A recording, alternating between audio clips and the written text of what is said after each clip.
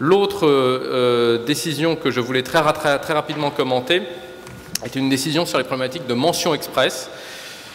Dans une hypothèse dans laquelle une société avait déduit de ses résultats une provision, l'administration avait procédé à un contrôle, avait remis en cause la déduction de cette provision, les redressements avaient été contestés par la société devant le juge, et la société, au cours des exercices suivants, avait continué à déduire cette provision, mais cette fois en accompagnant cette déduction d'une mention express. Et l'administration avait remis en cause la protection dont bénéficiait la société au titre de la mention express, en estimant que les conditions d'application de l'article 1732 à l'époque du CGI, selon lesquelles la protection ne joue que pour les déductions qui sont ultérieurement reconnues injustifiées, ne jouait pas. Pourquoi? Parce que l'administration avait remis en cause, à l'occasion du contrôle précédent, le bien fondé de ces provisions.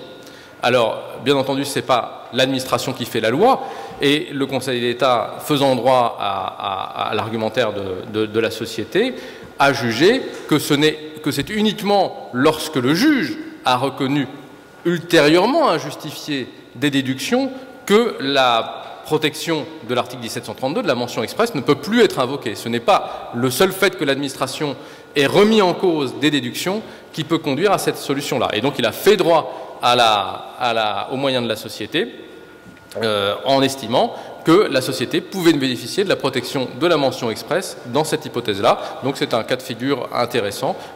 Tant que vous n'êtes pas d'accord avec les redressements de l'administration, et même dans l'hypothèse où le juge les reconnaîtra, fera droit ultérieurement à l'argumentaire de l'administration, vous pouvez bénéficier de la protection de la mention express.